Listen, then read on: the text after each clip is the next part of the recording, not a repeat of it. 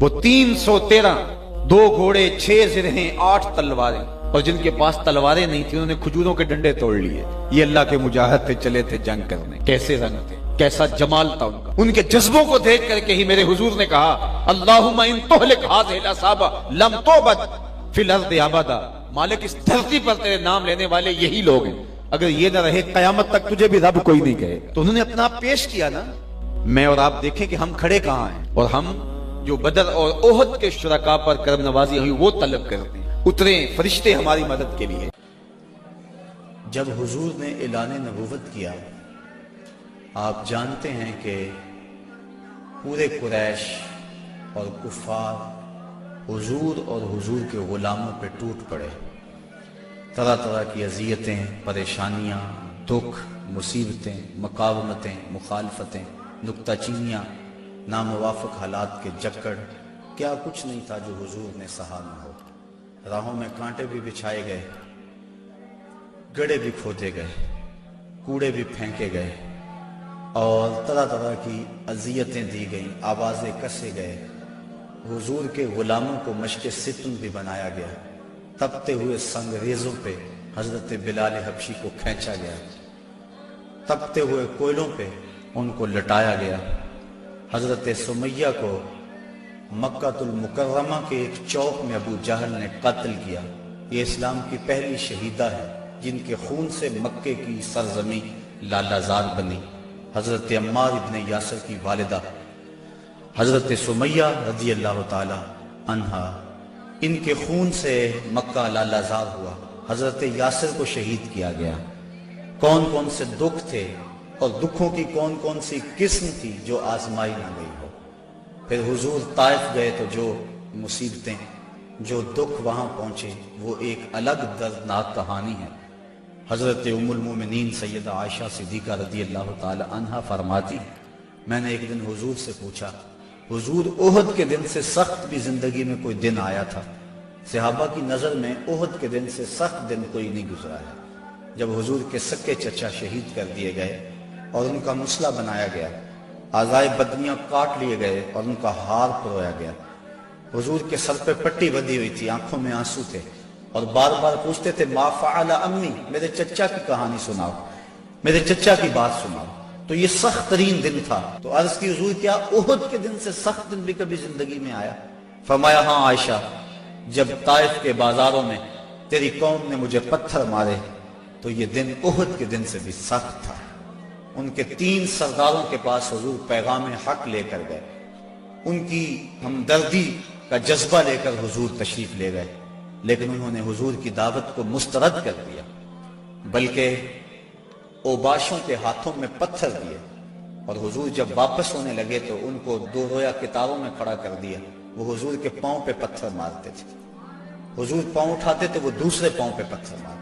شدت درد اور احساس کرب سے جب حضور بیٹھ جاتے تو ان کے 2 گنڈے آگے بڑھتے، حضور کو کندھوں سے پکڑ کر اٹھاتے اور پھر پتھر مارتے۔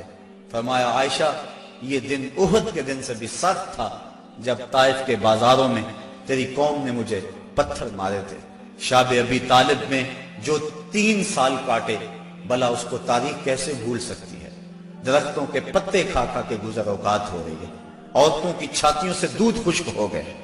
3 سال سماجی بائیکاٹ کفار نے کر دیا، اور غلہ تک نہ پہنچنے دیا، وہاں پانی نہ پہنچنے دیا جاتا، اور وہ 3 سال دکھوں کی، اذیتوں کی ایک داستان ہے جو رقم ہوئی، لیکن پائے استقلال میں لرزش نہیں آنے پائی۔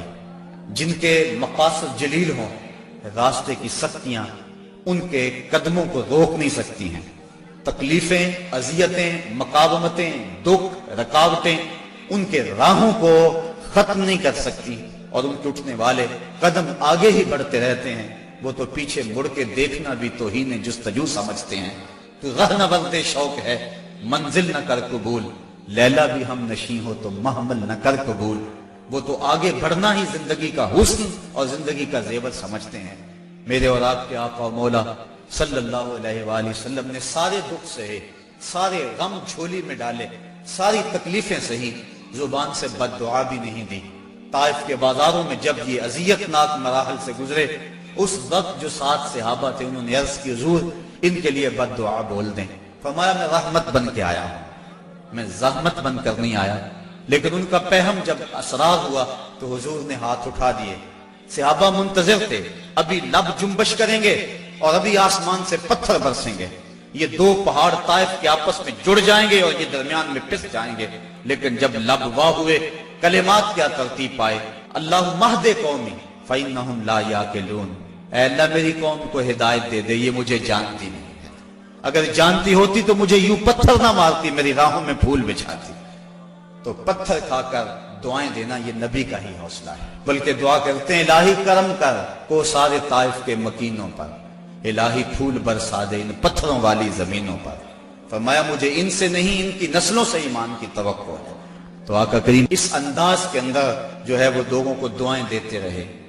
حضرت عمر فاروق رضی اللہ تعالیٰ عنہ تلوار کے دستے پہ ہاتھ رکھتے ہیں, حضور ہم کمزور تو نہیں ہیں. فرمایا عمر ابھی جہاد کا حکم نہیں آیا ہے.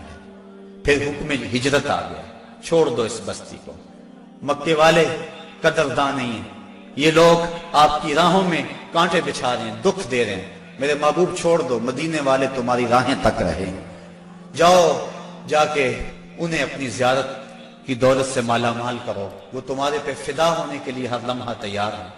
حضور جب گئے, اہل مدینہ نے جس انداز سے استقبال کیا وہ تاریخ کا روشن باب ہے.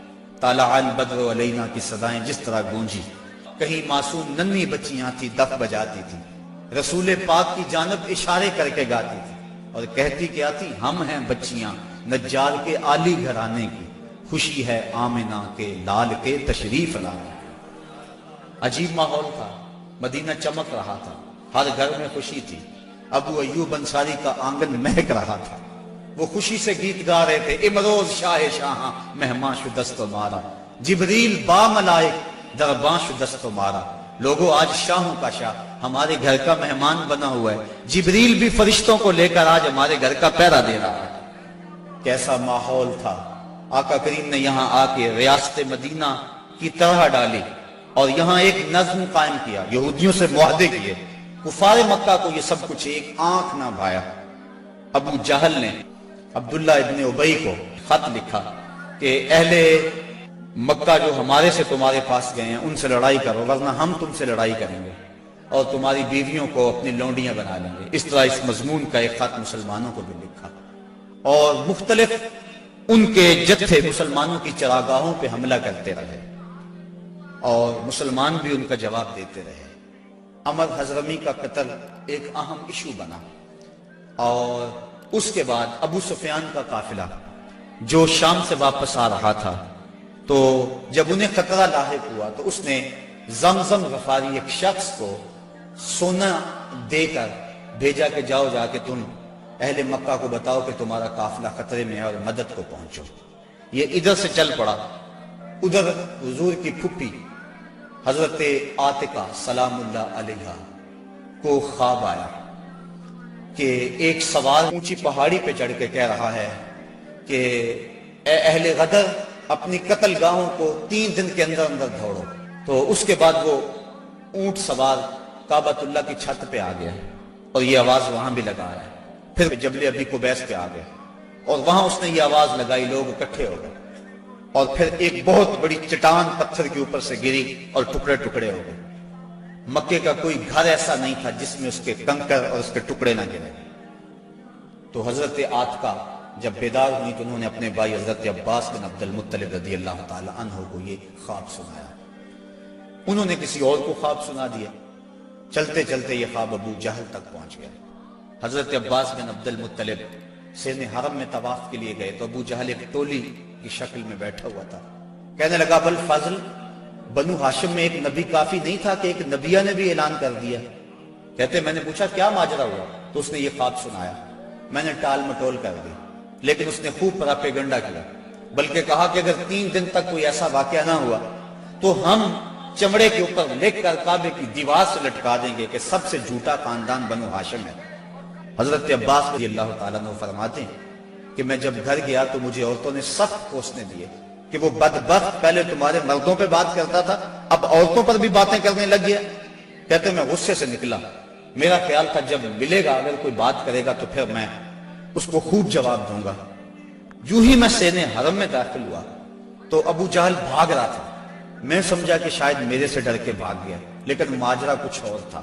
زمزم غفاری آ پہنچا تھا اور وہ ایک اونچے ٹیلے پہ کھڑا ہو گیا تھا۔ اس نے اپنے اونٹ کے کان کاٹ دیے تھے، ناک کاٹ دی اور اپنی قمیض پیچھے سے پھاڑ دی اور زور زور سے کہا اللتیمہ اللتیمہ اے ادرک اللتیمہ، اور تمہارا قافلہ لٹ گیا، تمہارا قافلہ لٹ گیا، الغوث الغوث، مدد کو پہنچو، مدد کو پہنچو۔ کہتے ہیں بھگدڑ مچ گئی، چونکہ اس قافلے میں پورے مکے کے لوگوں نے مال لگایا ہوا تھا، لہٰذا جلدی جلدی وہ جنگ کی تیاریاں کرنے لگے اور 3 دنوں کے اندر اندر وہ مکے سے کوچ کر گئے۔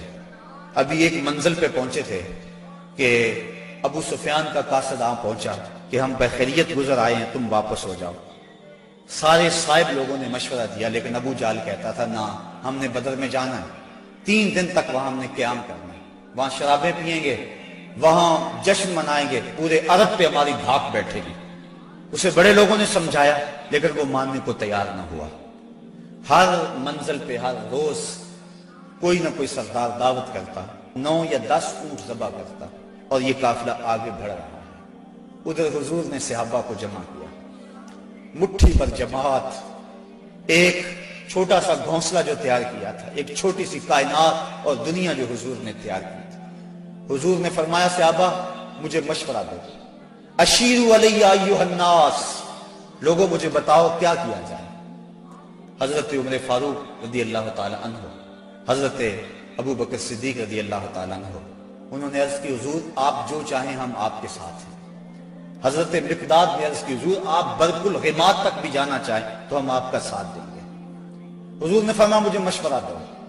ابو بکر و عمر نے عرض کی اے ہادی دورہ، ہمارے مال و جان اولاد سب کچھ آپ پر قربان، غلامان محمد جان دینے سے نہیں ڈرتے، یہ سر کٹ جائے یا رہ جائے کچھ پرواہ نہیں کرتے۔ اٹھے مقداد، عرض کی اے سرور عالم، نہیں ہیں قوم موسیٰ کی طرح کہہ دینے والے ہم، ہمارا فخر یہ ہے ہم غلامان محمد ہیں، ہمیں باطل سے کیا ڈر، زیر دامان محمد۔ حضور علیہ السلام نے پھر فرمایا شیرو علی ایھا الناس، لوگوں مجھے مشورہ دو۔ حضرت عمر فاروق پھر اٹھے تو حضور نے پھر کہا شیرو علی ایھا الناس، لوگوں مجھے مشورہ دو۔ تو حضرت سعد بن معاذ اٹھے، عرض کی شاید حضور کی مراد انصار سے ہے، ادب سے عرض کی انصار ہیں ہم یا رسول اللہ، غلامان شہ ابرار ہیں ہم یا رسول اللہ، اگر ارشاد ہو بحر فنا میں کود جائیں ہم، ہلاکت خیز گردہ بے بلا میں کود جائیں ہم، نبی کا حکم ہو تو پھاند جائیں ہم سمندر میں، جہاں کو محو کر دیں نعرہ اللہ اکبر میں، یہ قریش مکہ تو کیا چیز ہیں، دیووں سے لڑ جائیں، سنانے نیزہ بن کے سینہ باطل میں گڑ جائیں۔ حضور آپ کا حکم تو ہو۔ آقا کریم علیہ السلام خوش ہو گئے، فرمایا چلو بدر کی طرف پیش قدمی ہوئی۔ 313 افراد پر مشتمل یہ قافلہ جب مدینے سے نکلا تو عجیب حالت تھی، مختصر سامان تھا، 2 گھوڑے، 6 زرہیں، 8 شمشیریں، پلٹنے آئے تھے یہ لوگ دنیا بھر کی تقدیریں۔ مسلمان جب نکلے نا تو ان کے پاس تلواریں بھی 8 تھیں، اور وہ بھی مورخین لکھتے ہیں سلامت نہیں تھی، کسی کا دستہ ٹوٹا ہوا تھا، کسی کی نوک نہیں تھی، کوئی زہر میں بجھنے والی تھی، اور 2 گھوڑے تھے، 70 اونٹ تھے، اور 6 زریں تھی۔ جن کے پاس تلواریں نہیں تھی انہوں نے کھجوروں کے ڈنڈے توڑ لیے۔ اللہ اکبر، کیسا منظر تھا، کیسا ماحول تھا۔ یہ لشکر ساری دنیا سے انوکھا تھا، نرالا تھا کہ اس لشکر کا افسر کالی کملی والا تھا، عجیب رنگ تھا اس لشکر کا، چشم فلک نے کبھی ایسا منظر نہیں دیکھا ہوگا۔ فاقہ مست لوگ جن کے بدن پہ پورے کپڑے بھی نہیں ہیں، اور دنیا کی اس وقت کی بڑی طاقت سے ٹکر لینے کے لیے پورے جذبوں کی فراوانی سے جب مدینے سے باہر نکلے تو یہودی اپنی دکانوں پہ بیٹھے ہوئے تھے۔ انہیں دیکھ کر کہنے لگے مسلمانوں تمہارے پاس نہ کوئی اسلحہ، نہ کوئی نیزے، نہ کوئی بھالے، نہ کوئی خنجر، نہ تیغ و تبر، تم کس راستے پہ جا رہے ہو؟ آلات حرب و ضرب تو تمہارے پاس ہے نہیں۔ تو مسلمانوں نے حضور کی طرف اشارہ کر کے کہا نہ تیغو تیر پر تکیا، نہ خنجر پر، نہ بھالے پر، بھروسہ ہے تو اس سادی سی کالی کملی والے پر۔ ہمارا تو آسرا حضور کی ذات ہے، ہم تو حضور کے سہارے جا رہے ہیں، بنا کر اپنے سینوں کی سپر آیات قرآن کو، بظاہر چند تن کے روکنے نکلے تھے طوفان کو۔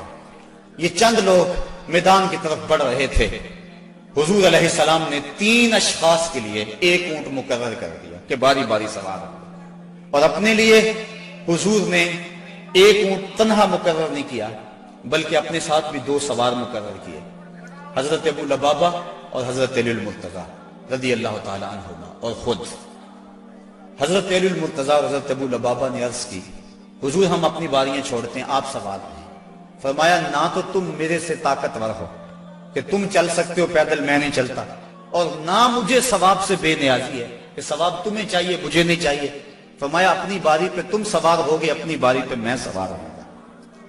محبت کے جوش میں یہ قافلہ آگے جا رہا ہے، عجیب حالت ہے، فاقہ مست ہے، کھجور کو چوس کے روزہ رکھتے ہیں، اسی کو چوس کے افطار کر لیتے ہیں۔ راستے کے اندر ایک جگہ آئی مرج الزبیہ، وہاں ایک چرواہا بکریاں چرا رہا تھا۔ ایک صحابی نے کہا سلم علی رسول اللہ صلی اللہ علیہ وسلم، یہ حضور ہے انہیں سلام کرو۔ وہ کہنے لگا میں تو نہیں سلام کرتا، میں تو سلام تب کروں گا اگر یہ بتائیں میری اونٹنی کے پیٹ میں کیا ہے۔ حضرت سلمہ بن سلامہ 9 خیز عمر ہے، چڑھتی جوانی ہے، انہوں نے اس کے پاس جا کر کہا یہ بات تو حضور سے پوچھتا ہے، یہ تو حضور کے غلام سے پوچھ لے وہ بھی بتا دے گا۔ فرمایا نزوت علیہا وفی بطنہا منک ثقلا، حضور نے فرمایا بس کرو تم نے تو اس کو رسوائی کر دیا ہے۔ تو حضور آگے بڑھے۔ اب جب حضور وہاں پہنچے تو کافروں نے پہلے ہی اونچی جگہ پہ پتھریلے علاقے میں پڑاؤ ڈال لیا ہوا تھا، وہاں انہوں نے اپنے خیمے گاڑ لیے تھے، اور جس سمت حضور تھے یہ علاقہ نشیبی تھا اور ریت تھی، چلتے ہوئے پاؤں دھنستے تھے اور چلنا مشکل ہو رہا تھا، سخت گرمی، 17 رمضان۔ حضور علیہ السلام وہاں پہنچے، حضرت سعد نے عرض کی حضور اگر تو اللہ کا حکم ہے یہاں خیمے گاڑنے کا تو میں کچھ نہیں عرض کروں گا، لیکن اگر آپ رائے لینا چاہیں تو میرا خیال ہے ان کنووں کے آگے ہم اپنے خیمے نصب کر لیں تاکہ یہ کنویں ہماری پشت پہ چلے جائیں، اور ان کنووں کو پاٹنے بند کر دیں۔ تھوڑا تھوڑا پانی تھا کنووں میں اور وہ بھی بہت نیچے۔ اب جب حضور وہاں پہنچے، یہاں مورخ اسلام عفی جلندری نے وادی بدر کی فریاد کو بیان کیا ہے۔ وادی بدر نے جب اپنے دامن میں اترتے ہوئے ان مقدس مہمانوں کو دیکھا تو وادی بدر نے اللہ سے فریاد کی۔ سنو بدر نے کیا کہا، الہی کیا خبر تھی، ایک دن ایسا بھی آئے گا کہ تیرا ساقی کوثر یہاں تشریف لائے گا۔ خبر کیا تھی، یہاں تیرے نمازی آ کے ٹھہریں گے، شہید آرام فرمائیں گے، غازی آ کے ٹھہریں گے۔ مالک مجھے پتا ہوتا طوفان نوح میرے اوپر سے گزرا تھا، میں کوئی پانی جمع کر رکھتی، آج ان غازیوں کو، ان مجاہدوں کو میں پانی پیش کرتی، میں شبنم کے قطرے جمع کرتی رہتی، اور آج تیرے رسول کے غلاموں کو وہ پانی پیش کر دیتی۔ مجھے کیا پتا کہ میرے بھی مقدر جاگیں گے، تیرا ساقی کوثر یہاں جلوہ گر ہوگا، تیرے محبوب کے پیارے قدم اس خاک پہ آئے۔ الہی حکم دے سورج کو اب آتش نہ برسائے، میرے مالک سورج کو کہہ دے اب یہ تو نہ آگ برسائے، تیرے محبوب کے قدم اس دھرتی پہ آگے ہیں، اور میرے دامن سے جب تیرے محبوب کے غلاموں کو ہوائے گرم آئے گی تو مجھ کو رحمت للعالمین سے شرم آئے گی۔ یا اللہ میری فریاد پوری کر لے۔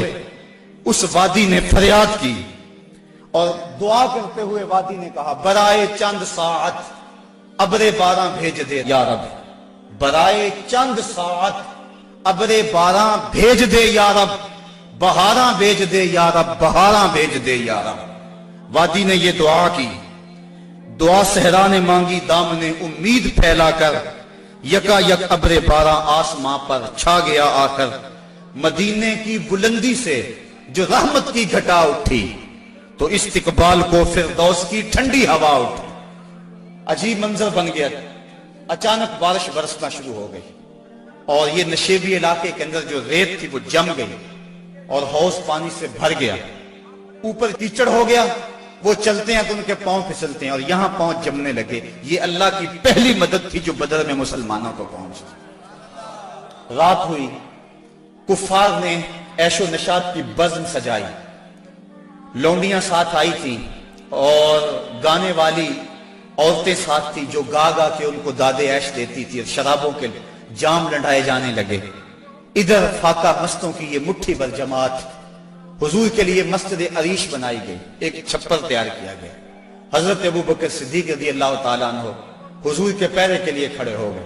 فرماتے ہیں ساری رات حضور نے سجدوں میں، قیام میں اور رکوع میں گزار دی۔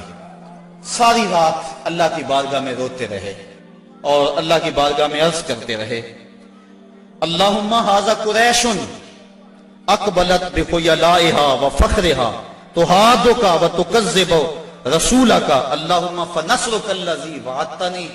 اے اللہ یہ قریش بڑے فخر سے آئے ہیں، تجھے بھی جھٹلاتے ہیں، تیرے رسول کی بھی تکذیب کرتے ہیں، میرے مالک جو میرے سے وعدہ کیا ہے وہ وعدہ پورا کرتے۔ حضرت ابوبکر صدیق رضی اللہ تعالیٰ عنہ فرماتے ہیں حضور کی چادر انور سر سے سرک کے کندھوں پہ آ جاتی اور کندھوں سے سرک کے حضور کی کمر پہ آ جاتی، اور میں حضور کی چادر دوبارہ سر پہ دیتا اور عرض کرتا بس کرو یا رسول اللہ، بس کرو، اللہ کی مدد آ جائے گی، بس کرو۔ لیکن حضور بار بار کہتے یا حیو یا قیوم، یا حیو یا قیوم۔ ساری رات حضور نے دعاؤں میں گزار دی۔ جب سحری کا وقت ہوا، نماز ہوئی، حضور نے لوگوں کو کہا لوگوں صفیں سیدھی کر لو۔ حضور نے ہاتھ میں چھڑی یا کوئی تیر پکڑا ہوا ہے اور لوگوں کو کہا کہ صفیں سیدھی کرو۔ حضرت سواد رضی اللہ تعالیٰ عنہ ایک صحابی تھے، وہ سب سے تھوڑا سا آگے بڑھ گئے۔ حضور نے وہ چھڑی سے ان کے پیٹ میں ٹھوکر دی، کہا استوے یا سواد، سواد سیدھے ہو جاؤ۔ تو حضرت سواد سیدھے ہو گئے، ساتھ ہی عرض کرنے لگے حضور مجھے اس کی بڑی تکلیف ہوئی ہے، درد ہوا ہے، میں آپ سے بدلہ چاہتا ہوں، قصاص مانگتا ہوں۔ سارے صحابہ ان کے کان کھڑے ہو گئے، اس حالت میں یہ کیا کہہ رہا ہے؟ حضور نے فرمایا اچھا بدلہ لے لیں۔ عرض کی حضور جب آپ نے مجھے چھڑی ماری تھی تو میرا پیٹ برہنہ تھا، حضور نے زرہ کے بند کھول دیے اور پیٹ ننگا کر دیا۔ حضرت سواد نے جب حضور کے چمکتے ہوئے بطن کو دیکھا فقبل بطنہ، تو چمٹ گئے اور حضور کے پیٹ کو چومنے لگے۔ حضور نے فرمایا سواد تجھے اس چیز پہ کس نے ابھارا؟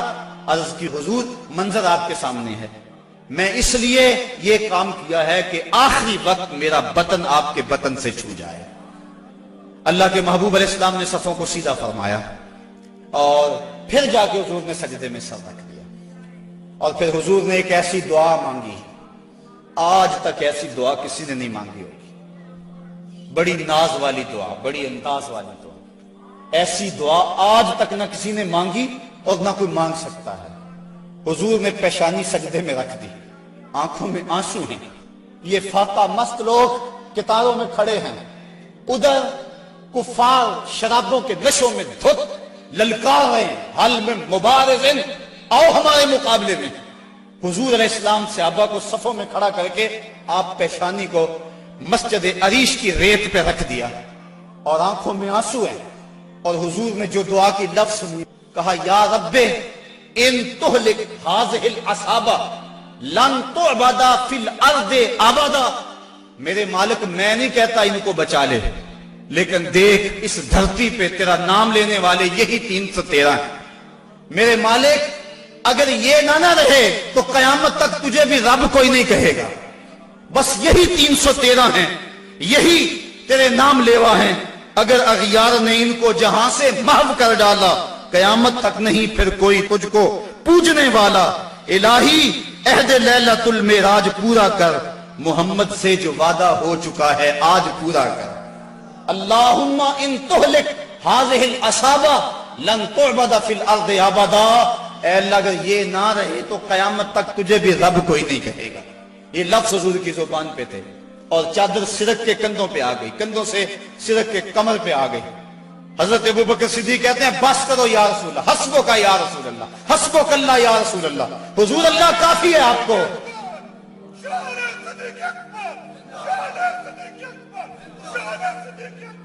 تو کہا حضور بس کرو بس کرو، اللہ کی مدد آ گئی۔ लेकिन हुजूर की आंखों में मुसलसल आंसू हैं और कहते हैं मालिक यही मुट्ठी भर मेरी जिंदगी की कमाई है, यही 313 है तेरे नाम लेवा रूए जमीन पे, अगर ये ना रहे तो कयामत तक तुझे भी कोई रब नहीं कहेगा।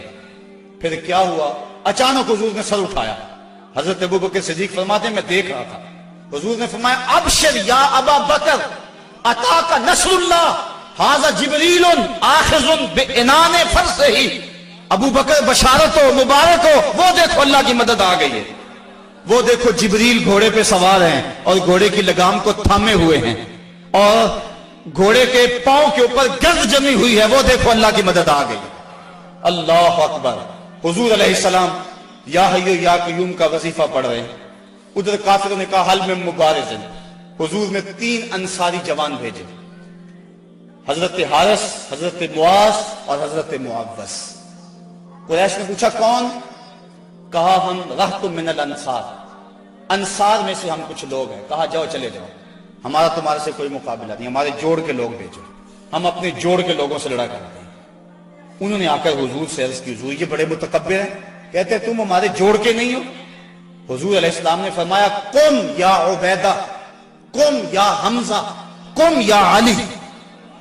उबैदा तुम उठो, हमजा तुम उठो, अली तुम उठो। कहा जाओ तुम जोड़ के हो, बल्कि इनको तोड़ के आओ।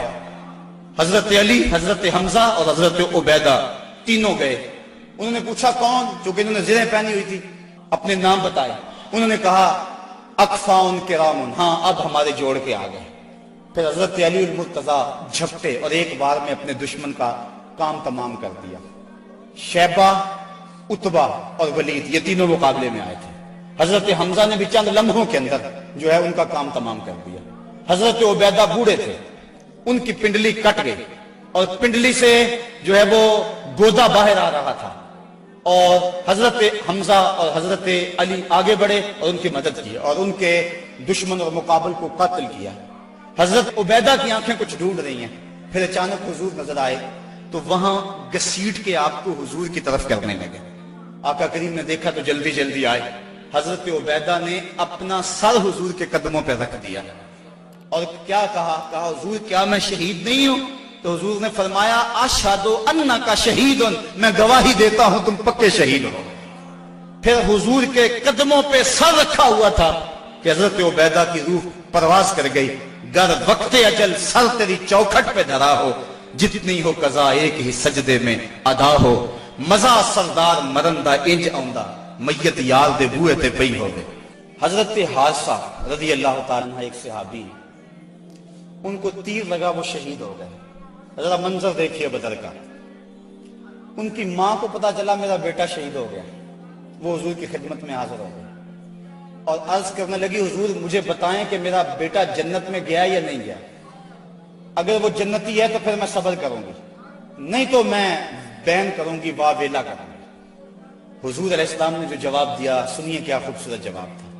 हुजूर ने फरमाया आवा हबलते या उम्मा हारिसा, हारिसा की अम्मी तुझे क्या हो गया है? जन्नत एक नहीं है, जन्नत अल्लाह ने कई बनाई है। और इन्ना इब्ना का असाबल फिरदौस अल आला, और तेरा बेटा हारिसा जन्नत के सबसे ऊंचे दर्जे फिरदौस में है। तो जब उसने ये बात सुनी ना तो वो खुशी से झूमने लगी। उसने कहा बख बख लका या हारिसा, हारिसा वाह वाह मुबारक हो तुझे, तू जन्नत का राही बन गया है। अल्लाह अकबर। अब हुजूर अलैहिस्सलाम उसी छप्पर में बैठे। हज़रत अली मुर्तजा फरमाते हैं मैं जंग करता और कई काफिरों को जहन्नम रसीद करता, फिर मुझे शौक होता मैं हुजूर के पास जाता और मैं देखता हुजूर सजदे में सर रखा हुआ है और कहते हैं या हय्यो या कय्यूम, या हय्यो या कय्यूम। ये लफ्ज हुजूर की जुबान पे मैं 3 मरतबा गया और तीनों मरतबा जो है वो हुजूर की जुबान पे यही लफ्ज थे और सर सजदे में था। उसके बाद फिर गुमसान का रंग पड़ा और काफिरों ने यकबारगी हमला कर दिया। हजरत अली मुर्तजा से रिवायत है, फरमाते हैं जब सब ने यकबारगी हमला किया ना तो हमने क्या देखा कि हुजूर भी उठ के आ गए। अल्लाह अकबर। फलक सहमा हुआ था काफिरों की चीरा दस्ती से, जमीन शक हो रही थी गलबाए बातल परस्ती से, मगर जब कमली वाला आ गया उठकर मुसल्ले से, खुदाई हो गई महफूज काफिरों के हल्ले से, सदाए नाराए तकबीर से थर्रा उठी वादी, کہ امت کے ضعیفوں کی مدد کو آ گیا ہادی، نہ ہتھوں کو سہارا مل گیا دستے پیمبر سے، زمانہ گونج اٹھا نعرہ اللہ اکبر سے، فضا میں ہر سمت لہرا گیا اسلام کا جھنڈا، برائے اہل عالم امن کے پیغام کا جھنڈا۔ حضور مصلی سے اٹھ کر میدان میں آ گئے، فرماتے ہیں کہ میں نے دیکھا کہ کافروں پر سب سے بڑھ کر جو آگے حملہ کرتا تھا وہ اللہ کے رسول صلی اللہ علیہ وسلم۔ حضور بڑھ بڑھ کے حملہ کرتے تھے اور فرمایا قوموا الی الجنہ عرضها السماوات والارض، نکلو اس جنت کی طرف جس کی چوڑائی زمین و آسمان کے برابر ہے۔ حضور یہ پڑھتے جا رہے تھے قوموا الی الجنہ، بڑھو بڑھو جنت کی طرف۔ ایک صحابی تھے اللہ اکبر، وہ کہنے لگے بخن بخن یا رسول اللہ عرضها السماوات والارض، واہ واہ حضور کیا جنت کی چڑھائی زمین و آسمان کے برابر ہے؟ حضور فرمایا ہاں عرضها السماوات والارض۔ تو وہ کھجوریں کھا رہے تھے، انہوں نے کھجوریں پھینک دی، کہا پھر میرے اور جنت کے راستے میں یہ کھجوریں رکاوٹ بنی ہوئی ہیں، اور میدان میں کود گئے اور داد شجاعت دیتے ہوئے جام شہادت نوش کر لیا۔ پھر ابو جہل نے سوچا کہ یہ تو پانسا پلٹ گیا، تو اس نے کہا آواز دو لنا عزا ولا عزا لکم، ہمارے پاس عزا ہے تمہارے پاس عزا کوئی نہیں۔ تو حضور نے فرمایا تم بھی اونچی جگہ پہ چڑھ جاؤ، اپنے غلاموں کو فرمایا، اور جب وہ کہتے ہیں لنا عزا ولا عزا لکم، اور تم جواب کے اندر کہو اللہ مولانا ولا مولا لکم، اللہ ہمارا مولا ہے تمہارا مولا ہی کوئی نہیں ہے۔ فرمایا یہ آواز دو، اب یہ آواز دی جا رہی، کیسا منظر ہے بدر کا، اللہ اکبر، حق اور باطل ٹکرا رہے ہیں۔ اللہ نے بھی اس دن کو یوم فرقان کہہ کے پکارا، حق اور باطل ٹکرا رہے ہیں۔ حضرت عبد الرحمن بن عوف رضی اللہ تعالیٰ عنہ فرماتے ہیں، عشرہ مبشرہ میں سے فرماتے ہیں میں کھڑا تھا کہ دو لڑکے آ گئے، نو عمر، کہنے لگے چچا ابو جہل کو جانتے ہیں؟ میں نے کہا بیٹا تم نے کیا کرنا ہے؟ کہنے لگے ہم نے قسم کھائی ہے یا مر جائیں گے یا ماریں گے، کیونکہ سنا ہے وہ حضور کو گالیاں دیتا ہے۔ میں نے کہا اس کے گرد تو بہت بڑا دستہ ہے ایک فوج کا۔ وہ کہنے لگے یہ دستہ اسرائیل کا راستہ نہیں روک سکتا۔ کہتے میں نے اشارہ کیا وہ ابو جہل ہے۔ کہتے ابھی میری انگلی اٹھی تھی، میں نے دیکھا شہبازوں کی طرح جھپٹ کے وہ ابو جہل کے اوپر ٹوٹ پڑے، لڑتے لڑتے ایک کا بازو کٹ گیا، لیکن اس کا چمڑا جو تھا وہ اڑا رہا، جس کی وجہ سے لڑتے لڑتے رکاوٹ ہوتی تھی۔ اس نے اپنے ہاتھ کو پاؤں تلے رکھ کے توڑ کے پھینک دیا۔ جو جہاد کے راستے کے اندر رکاوٹ بنتا ہے وہ اپنا بازو بھی ہو تو اس کو ہٹا دیں گے راستے سے۔ ابو جہل کی ٹانگیں کاٹی اور پھر دوڑے دوڑے حضور کے پاس آئے، ننھی ننھی تلواریں، چھوٹے چھوٹے بچے، معاذ اور محبس افرا کے بیٹے، یہ دونوں حضور کے پاس آئے اور کہنے لگے حضور، ایک نے کہا حضور ہم نے ابو جہل کو قتل کیا ہے، دوسرا کہنے لگا نہیں نہیں حضور میں نے قتل کیا ہے۔ یہ آپس کے اندر میٹھی لڑائی لڑنے لگے۔ حضور فرمانے لگے تم نے تلواروں کو دھویا تو نہیں ابھی؟ کہا نہیں حضور۔ فرمایا لاؤ اپنی تلواریں۔ تو جب تلواریں لائی گئی تو دونوں کو خون لگا ہوا تھا۔ حضور نے فرمایا کلا کو ما قتلہ، تم دونوں نے مل کر اسے قتل کیا۔ تو یہ غزوہ جاری تھا اور کافر کٹ کٹ کے گر رہے تھے اور اللہ تعالیٰ نے اسلام کو فتح دی۔ 70 کافر مارے گئے، 70 کافر موقع پہ قتل ہو گئے، 70 افراد کو گرفتار کر لیا گیا، باقی دم دبا کے بھاگ گئے۔ اور سخت سراسیمگی کا عالم، نعرے تکبیر کے لگ رہے ہیں، صحابہ حضور کو دیکھتے ہیں اور میدان جنگ کے اندر کود پڑتے ہیں۔ آواز آتی ہے اقدم ہیزوم، ہیزوم آگے بڑھو۔ صحابہ نے عرض کی حضور یہ ہیزوم کون ہے؟ اور آواز دینے والا بھی نظر نہیں آتا۔ فرمایا یہ جبریل کی آواز ہے، اور ہیزوم جبریل کے گھوڑے کا نام ہے۔ وہ اپنے گھوڑے کو کہتا تو بھی آگے ہو جا۔ شانہ بشانہ مسلمانوں کے جبریل بھی لڑ رہا تھا، وہ بھی جہاد میں تھا۔ اللہ اکبر۔ اللہ نے اسلام کی فتح کی، اسلام کو کامیابی دی۔ اللہ کے محبوب علیہ السلام نے اللہ کا شکر ادا کیا اور لڑتے لڑتے کئی مناظر آئے۔ حضرت عکاشہ کی تلوار ٹوٹ گئی تو وہ حضور کی خدمت میں حاضر ہوئے، حضور تلوار ٹوٹ گئی ہے۔ تو حضور کے ہاتھ میں ایک ڈنڈا تھا، وہی اس کو دے دیا۔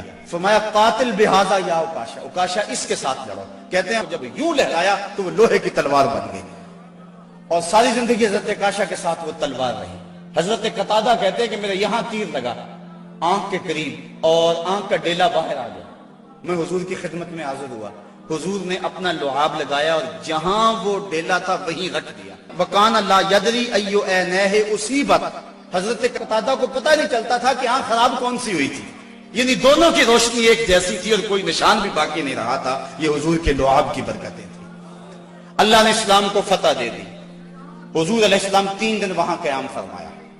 قیام فرمانے کے بعد حضور وہاں چلے، راستے میں ایک جگہ پہ حضور نے پڑاؤ کیا تو جبریل آ گئے، اور جبریل نے کہا رضیتا یا رسول اللہ، حضور آپ راضی ہوئے ہیں کہ نہیں ہوئے ہیں؟ حضور نے فرمایا میں راضی ہو گیا ہوں۔ کہا مجھے اللہ نے کہا ہے کہ میرے محبوب سے پوچھ کر آنا ہے، اگر اجازت دے تو آنا ہے، تو میں اجازت چاہتا ہوں۔ حضور فرمایا چلے جاؤ۔ حضور نے حضرت عبداللہ بن رواحہ اور حضرت زید بن حارثہ رضی اللہ تعالی عنہما کو کہا تم ذرا آگے چلے جاؤ اور اہل مدینہ کو خبر دو کہ اللہ نے اسلام کی فتح عطا فرمائی۔ یہ آگے آگے چلے گئے، حضرت عبداللہ بن رواحہ اور حضرت زید بن حارثہ، اور جا کے لوگوں کو کہا لوگوں مجدہ باد، مبارک ہو، ابو جہل قتل ہو گیا، امیہ قتل ہو گیا، ولید قتل ہو گیا، عتبہ قتل ہو گیا، شیبہ قتل ہو گیا، ابو البختری قتل کر دیا گیا، ان کے بڑے بڑے سردار قتل کر دیے گئے، اللہ نے اسلام کو فتح دے دی۔ 70 ان کے قتل ہوئے اور 14 مسلمانوں کے شہید ہوئے، 13 موقع پہ اور 1 راستے میں۔ اب منافق تو کہہ رہے تھے اتنی بڑی قوم سے ٹکرانا یہ ان کے بس کی بات ہی نہیں ہے، ان کے پاس تو کھجوروں کے ڈنڈے تھے، تلواریں بھی کن تھی، یہ کیسے لڑے ہوں گے؟ وہ کہنے لگے غلط کہتے ہو، غلط کہتے ہو، تمہاری عقل کو کچھ ہو گیا ہوا ہے۔ بلکہ ایک منافق نے کہا کہ زید بن حارثہ جس اونٹ پہ سوار ہیں وہ تو حضور کا ہے، اس کا مطلب ہے کہ حضور نہیں ہے، یہ ان کے اونٹ پہ بیٹھا ہوا ہے۔ حضرت اسامہ بن زید کہتے ہیں کافروں نے اتنا پراپیگنڈا کیا منافقوں نے کہ مجھے بھی شک ہو گیا۔ میں نے اپنے باپ سے پوچھا کہ ابا جی واقعی مسلمانوں کو پتہ ہوئی ہے؟ تو میرے باپ نے کہا بیٹا کیا کہتے ہو، اللہ نے اسلام کے جھنڈے گاڑ دیے ہیں۔ اللہ اکبر۔ حضرت عاصم بن عدی کہتے ہیں میں نے حضرت عبداللہ ابن رواحہ کو ایک طرف کیا، میں نے کہا احقن ما تقول یا ابن رواحہ، اے رواحہ کے بیٹے جو تم کہتے ہو حق کہتے ہو؟ انہوں نے کہا ای واللہ، اللہ کی قسم ایسا ہی ہوا ہے، ایسا ہی ہوا ہے۔ کافر بھاگ گئے، اللہ نے اسلام کو فتح دے دی۔